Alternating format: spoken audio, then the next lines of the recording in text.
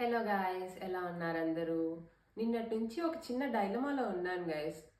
అంటే page continue చేయాలా వద్దా అని కాదు, ఒక రీల్ ఉంచుదామా డిలీట్ చేద్దామా అని.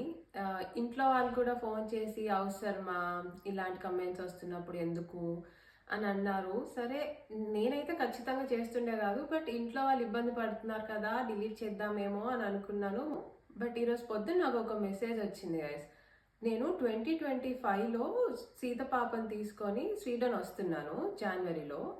అదే ఫ్లైట్లో ఒక ఫ్యామిలీని కలిసానమాట. తను వాళ్ళ పాపతో యుఎస్ వెళ్ళడానికి సేమ్ ఫ్లైట్ ఎక్కిందనమాట. జర్మనీ వరకు మాకు సేమ్ ఫ్లైట్ ఉంది. సీత పాపను వాళ్ళ పాప కాసేపు ఆడుకున్నారు అండ్ మేము కొద్దిసేపు లైక్ పలకరించుకున్నాము, అంతే. There ends the story. తను యుఎస్ వెళ్ళిపోయింది, నేను స్వీడన్ వచ్చాను. ఈ రోజు తను నాకు మెసేజ్ చేసింది సేయింగ్ దట్, హే గుర్తున్నానా, అప్పుడు మనం సేమ్ ఫ్లైట్లో వెళ్ళాము, ఈరోజు మీ రీల్ నా ఫీడ్లో వచ్చింది, మీరా కాదా అనుకున్నాను, కానీ మీ పాప పేరు సీత అని చెప్పగానే ఐ కనెక్టెడ్ ద డాట్స్, ఎలా ఉన్నారు అని చెప్పిందనమాట.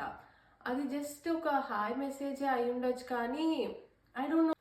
ఆ మెసేజ్ చదివినప్పుడు it really made my day. తను నాకు టైం తీసుకొని మెసేజ్ చేయాల్సిన అవసరమే లేదు, జస్ట్ స్క్రాల్ చేస్తే సరిపోయేది. బట్ యునో, ఇలాంటి నెగిటివిటీ ఉన్న కమ్యూనిటీలో వ్యూస్ కంటే నెంబర్స్ కంటే ఇలాగా పాజిటివ్గా పలకరించే వ్యక్తులు ఉండడం is very special.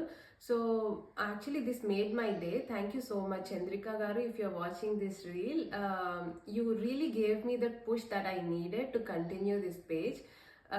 So ante guys, thanks for watching Kick Kabullu. Bye.